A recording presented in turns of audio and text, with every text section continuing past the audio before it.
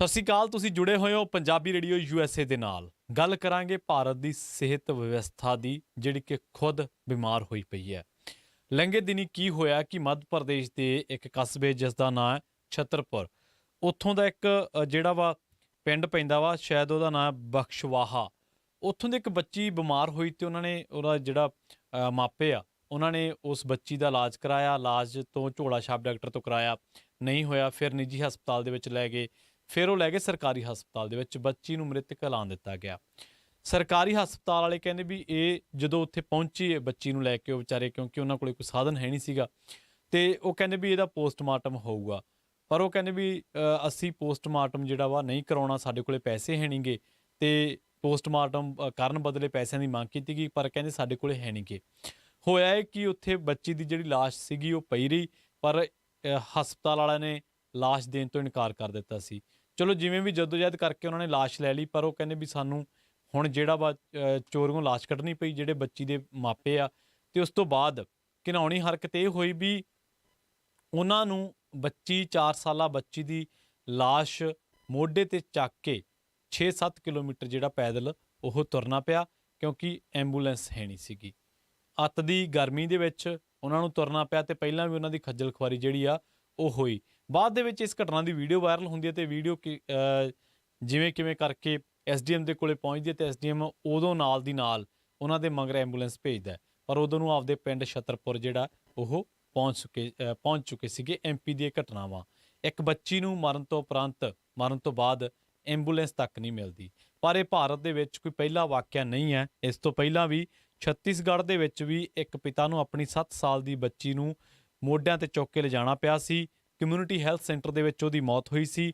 ਉਸ ਤੋਂ ਬਾਅਦ ਈਸ਼ਵਰ ਦਾਸ ਇਸ ਬੰਦੇ ਦਾ ਨਾਂ ਸੀ। ਤੇ ਇਹ ਬੱਚੀ ਜਦੋਂ ਇਹਦੀ ਮੌਤ ਹੁੰਦੀ ਹੈ, ਤੇ ਉਹਨੂੰ ਜਿਹੜਾ ਵਾ ਐਂਬੂਲੈਂਸ ਨਹੀਂ ਪ੍ਰੋਵਾਈਡ ਕੀਤੀ ਜਾਂਦੀ, ਤਾਂ 10 ਕਿਲੋਮੀਟਰ ਉਹਨੂੰ ਮੋਢਿਆਂ ਤੇ ਚੁੱਕ ਕੇ ਆਪਣੀ 7 ਸਾਲਾ ਬੱਚੀ ਦੀ ਲਾਸ਼ ਨੂੰ ਲਿਜਾਣਾ ਪਿਆ ਸੀ। ਇਸ ਤੋਂ ਪਹਿਲਾਂ ਆਂਧਰਾ ਪ੍ਰਦੇਸ਼, ਇਹ ਛੱਤੀਸਗੜ੍ਹ ਦੀ ਜਿਹੜੀ ਪਹਿਲਾਂ ਸ਼ੁਰੂ ਕੀਤੀ ਸੀ ਉਹ ਮੱਧ ਪ੍ਰਦੇਸ਼ ਦੀ ਘਟਨਾ ਸੀ। ਉਸ ਤੋਂ ਬਾਅਦ ਛੱਤੀਸਗੜ੍ਹ ਦੀ ਘਟਨਾ ਦੱਸ ਕੇ ਹਟੇ ਆ। ਹੁਣ ਆਉਣੇ ਆ ਆਂਧਰਾ ਪ੍ਰਦੇਸ਼। ਆਂਧਰਾ ਪ੍ਰਦੇਸ਼ ਦੇ ਤਿਰੂਪਤੀ ਦੇ ਵਿੱਚ ਲੰਘੇ ਦਿਨੀ ਕੀ ਹੋਇਆ ਕਿ ਇੱਕ ਪਿਤਾ ਨੂੰ ਐਂਬੂਲੈਂਸ ਨਾ ਹੋਣ ਕਰਕੇ ਲਗਭਗ 150 ਕਿਲੋਮੀਟਰ ਦੂਰ ਤੱਕ ਮੋਟਰਸਾਈਕਲ ਤੇ ਆਪਣੀ 2 ਸਾਲਾ ਧੀ ਦੀ ਲਾਸ਼ ਲਿਜਾਣੀ ਪਈ। ਇਸ ਤੋਂ ਪਹਿਲਾਂ ਵੀ ਬਹੁਤ ਸਾਰੀਆਂ ਘਟਨਾਵਾਂ ਆਪਾਂ ਦੇਖੀਆਂ ਵਾ ਕਿ ਕਿਵੇਂ ਲੋਕ ਵਿਚਾਰੇ ਗਰੀਬ ਭਾਰਤ ਦੇ ਦੂਰ ਦੁਰਾਡੇ ਇਲਾਕਿਆਂ ਤੋਂ ਆਉਂਦੇ ਆ। ਹਸਪਤਾਲਾਂ ਦੇ ਵਿੱਚ ਉਹਨਾਂ ਨੂੰ ਜਾਂ ਤਾਂ ਇਲਾਜ ਨਹੀਂ ਮਿਲਦਾ, ਜੇ ਇਲਾਜ ਮਿਲ ਜਾਂਦਾ ਸਮੇਂ ਸਿਰ ਤਾਂ ਕਈ ਵਾਰੀ ਉਹਨਾਂ ਦੀ ਮੌਤ ਹੋ ਜਾਂਦੀ ਹੈ, ਉਹਨਾਂ ਦੇ ਪਰਿਵਾਰਕ ਮੈਂਬਰਾਂ ਦੀ। ਪਰ ਉਹਨਾਂ ਨੂੰ ਐਂਬੂਲੈਂਸ ਜਿਹੜੀ ਆ ਉਹ ਨਹੀਂ ਪ੍ਰੋਵਾਈਡ ਕੀਤੀ ਜਾਂਦੀ। ਲੰਘੇ ਦਿਨੀ ਕੀ ਹੋਇਆ, ਬਿਹਾਰ ਦੇ ਸਮਸਤੀਪੁਰ ਦੀ ਘਟਨਾ ਵਾ। ਇੱਕ ਜੋੜੇ ਨੂੰ ਉਹਨਾਂ ਦੇ ਬੱਚੇ ਦੀ ਲਾਸ਼ ਦੇਣ ਤੋਂ ਇਨਕਾਰ ਕਰ ਦਿੱਤਾ, ਤੇ ਉਹ ਕਹਿੰਦੇ ਕਿ 50,000 ਰੁਪਈਆ ਲਿਆਓ। ਬਿਹਾਰ ਦੇ ਸਮਸਤੀਪੁਰ ਦੀ ਘਟਨਾ ਵਾ। ਮ੍ਰਿਤਕ ਬੇਟੇ ਦੀ ਲਾਸ਼ ਲੈਣ ਦੇ ਲਈ ਸਰਕਾਰੀ ਹਸਪਤਾਲ ਦੇ ਮੁਰਦਾ ਘਰ ਦੇ ਸਟਾਫ ਨੂੰ 50,000 ਰਿਸ਼ਵਤ ਦੇਣ ਦੇ ਲਈ ਦਰ ਉਹਨਾਂ ਨੂੰ ਭਟਕਣਾ ਪਿਆ। ਇਸ ਤੋਂ ਵੀ ਮਾੜੀ ਗੱਲ ਇਹ ਵਾਪਰੀ ਵੀ ਇਹ ਜਿਹੜੇ ਜੋੜੇ ਨੂੰ ਭੀਖ ਮੰਗਣੀ ਪਈ। ਜਦੋਂ ਭੀਖ ਮੰਗ ਰਹੇ ਸੀ ਤਾਂ ਉਹਨਾਂ ਨੂੰ ਕਿਸੇ ਨੇ ਪੁੱਛਿਆ ਕਿ ਕੀ ਕਾਰਨ ਹੈ, ਤਾਂ ਉਹਨਾਂ ਨੇ ਦੱਸਿਆ ਕਿ ਸਾਡਾ ਬੱਚਾ ਜਿਹੜਾ 25 ਮਈ ਤੋਂ ਲਾਪਤਾ ਸੀਗਾ, ਤੇ ਇਹਦੀ ਫਿਰ ਲਾਸ਼ ਮਿਲਦੀ ਹੈ। ਤੇ ਲਾਸ਼ ਤੋਂ ਬਾਅਦ ਉਹ ਕਹਿੰਦੇ ਕਿ ਪੋਸਟਮਾਰਟਮ ਉਹਦਾ ਹੋ ਗਿਆ ਸੀਗਾ। ਪਹਿਲਾਂ ਤਾਂ ਸਾਨੂੰ ਲਾਸ਼ ਵੇਖਣ ਨਹੀਂ ਦਿੱਤੀ ਗਈ, ਪਛਾਣ ਨਹੀਂ ਕਰਨ ਦਿੱਤੀ ਗਈ। ਜਦੋਂ ਅਸੀਂ ਪਛਾਣ ਕੀਤੀ ਤਾਂ ਉਸ ਤੋਂ ਬਾਅਦ ਉਹ ਕਹਿੰਦੇ ਵੀ ਸਾਨੂੰ ਕਹਿੰਦੇ 50,000 ਰੁਪਈਆ ਲਿਆਓ, ਫਿਰ ਅਸੀਂ ਜਿਹੜੀ ਲਾਸ਼ ਦੇਵਾਂਗੇ, ਤੇ ਸਾਨੂੰ ਭੀਖ ਮੰਗਣੀ ਪੈ ਰਹੀ ਹੈ। ਤਾਂ ਉਦੋਂ ਜਿਹੜਾ ਵਾ ਪੈਸੇ ਇਕੱਠੇ ਕਰ ਦਿੰਦੇ, ਉਹਨਾਂ ਦੀ ਵੀਡੀਓ ਵਾਇਰਲ ਹੁੰਦੀ ਹੈ, ਤੇ ਇਸ ਤੋਂ ਬਾਅਦ ਇਹ ਮਾਮਲਾ ਉੱਚ ਅਧਿਕਾਰੀਆਂ ਤੱਕ ਆ ਜਾਂਦਾ ਹੈ।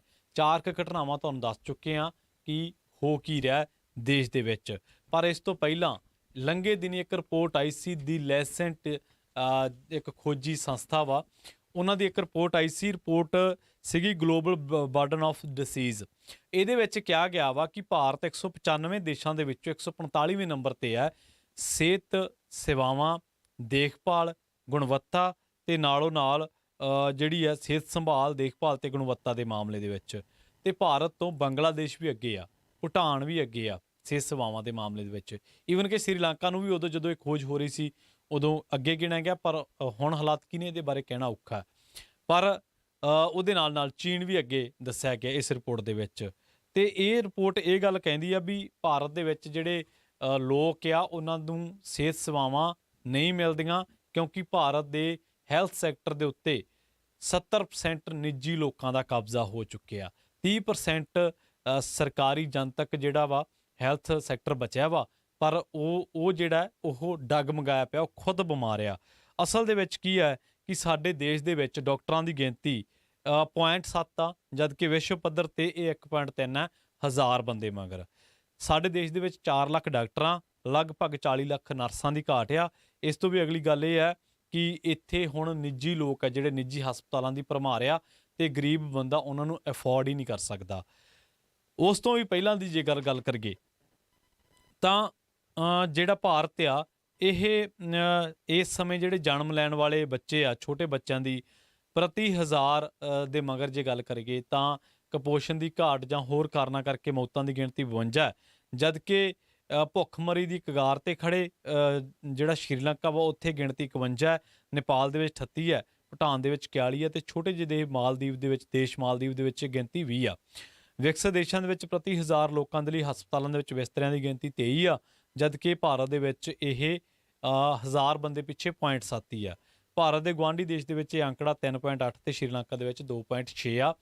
ਇਹ ਅੰਕੜੇ ਆ ਜਿਹੜੇ ਤੁਹਾਨੂੰ ਮੈਂ ਬੋਲ ਕੇ ਦੱਸਿਆ ਕਿ ਆ ਹੋ ਰਿਹਾ, ਤੇ ਇਹਦੇ ਪਿੱਛੇ ਆ ਭਾਰਤ ਜਿਹੜਾ ਵਾ ਇੱਥੇ ਸਟੈਂਡ ਕਰਦਾ ਵਾ। ਹੁਣ ਆਉਣੇ ਆ ਅਸੀਂ ਦੇਸ਼ ਦੇ ਦੂਜੇ ਹਾਲਾਤਾਂ ਤੇ। ਸਾਡੇ ਮੀਡੀਆ ਨੂੰ ਫੁਰਸਤ ਨਹੀਂ ਹੈ। ਭੁਜੀਏ ਦਾ ਪੈਕਟ ਚੱਕ ਕੇ ਮੀਡੀਆ ਦੇ ਪੱਤਰਕਾਰ ਜਿਹੜੇ ਆ ਉਹ ਲਾਈਵ ਹੋ ਜਾਂਦੇ ਆ, ਹਾਂ ਇਹਦੇ ਉਰਦੂ ਕਾਹਤੋਂ ਲਿਖੀ ਆ। ਇੱਥੇ ਨਿਊਜ਼ ਚੈਨਲਾਂ ਦੇ ਸੰਪਾਦਕ ਹਿੰਦੂ ਰਾਸ਼ਟਰ ਦੀਆਂ ਸਹੁੰਆਂ ਖਵਾਈ ਜਾਂਦੇ ਆ। ਇੱਥੇ ਇਹੋ ਜਿਹਾ ਦੇਸ਼ ਆ ਜਿੱਥੇ ਯੂਪੀ ਦੇ ਵਿੱਚ ਕੋਵਿਡ ਦੇ ਦੌਰਾਨ MLA ਦੀ ਪਤਨੀ ਨੂੰ ਹਸਪਤਾਲ ਦਾ ਬੈੱਡ ਤੱਕ ਨਹੀਂ ਸੀ ਮਿਲਿਆ।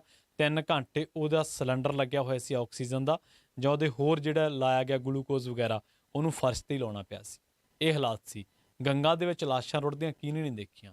ਪਰ ਭਾਰਤ ਦੇ ਜਿਹੜੇ ਲੀਡਰ ਨੇ, ਖਾਸ ਕਰਕੇ ਮੋਦੀ ਸਾਹਿਬ, ਉਹ ਦੁਨੀਆ ਨੂੰ ਕੋਈ ਹੋਰ ਹੀ ਭਾਰਤ ਦਿਖਾ ਰਹੇ ਆ। ਭਾਰਤ ਦੀ ਜਿਹੜੀ WhatsApp ਯੂਨੀਵਰਸਿਟੀ ਦੇ ਬੈਠੇ ਲੋਕ ਨੇ, ਉਹ ਭਾਰਤ ਨੂੰ ਕੁਝ ਹੋਰ ਹੀ ਵਿਖਾ ਰਹੇ ਆ। ਜਦ ਕਿ ਇੰਡੀਆ ਦੇ ਵਿੱਚ ਗਰਾਊਂਡ ਤੇ ਹਾਲਾਤ ਇਹ ਨੇ ਕਿ ਗਰੀਬ ਬੰਦਾ ਪਹਿਲੀ ਗੱਲ ਤਾਂ ਹਸਪਤਾਲ ਦੇ ਵਿੱਚ ਪਹੁੰਚ ਹੀ ਨਹੀਂ ਸਕਦਾ। ਦੂਰ ਦੁਰਾਡੇ ਇਲਾਕਿਆਂ ਦੇ ਵਿੱਚ ਜੇ ਪਹੁੰਚ ਵੀ ਜਾਂਦਾ ਤੇ ਉਹਦੇ ਘਰ ਦਾ ਕੋਈ ਚੱਲ ਵਸੇ, ਰੱਬ ਨਾ ਕਰੇ, ਤਾਂ ਉਹਨੂੰ ਐਂਬੂਲੈਂਸ ਤੱਕ ਨਹੀਂ ਦਿੰਦਾ ਇਹ ਸਿਸਟਮ। ਦਵਾਈਆਂ ਤਾਂ ਬਹੁਤ ਦੂਰ ਦੀ ਗੱਲ ਆ, ਐਂਬੂਲੈਂਸ ਨਹੀਂ ਦਿੰਦਾ। ਇਸ ਵੇਲੇ 40 ਲੱਖ ਨਰਸਾਂ ਦੀ ਘਾਟ ਆ ਦੇਸ਼ ਦੇ ਵਿੱਚ, ਤੇ 4 ਲੱਖ ਡਾਕਟਰ ਜਿਹੜੇ ਇਹ ਨਹੀਂਗਾ ਕਿ ਉਹ ਆਉਣ ਤੇ ਉਹ ਦੂਜਿਆਂ ਨੂੰ ਅਟੈਂਡ ਕਰ ਲੈਣ। 4 ਲੱਖ ਤਾਂ ਉਹ ਆ ਜਿਹੜੇ ਵੱਖ-ਵੱਖ ਬਿਮਾਰੀਆਂ ਦੇ ਆ, ਜਿਹੜੇ ਮੁੱਢਲੀ ਸਹਾਇਤਾ ਦਿੰਦੇ, ਉਹਨਾਂ ਦੀ ਗਿਣਤੀ ਤਾਂ ਹੋ ਸਕਦਾ ਇਸ ਤੋਂ ਵੀ ਵੱਧ ਹੋਵੇ ਘਾਟ ਦੀ। ਸੋ ਇਹ ਇੱਥੇ ਭਾਰਤ ਖੜਾ ਵਾ।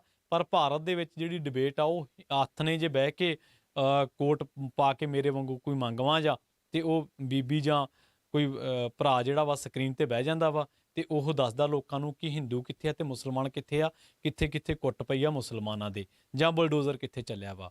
ਅਸੀਂ ਵੀ ਥੋੜ੍ਹੇ ਜਿਹੇ ਚੂਜ਼ੀ ਹੋ ਗਏ ਹਾਂ। ਸਾਡੇ ਕੋਲੇ ਵਕਤ ਹੈ ਸੈਲੀਬ੍ਰਿਟੀਜ਼ ਦੀਆਂ ਖਬਰਾਂ ਸੁਣਨ ਨੂੰ।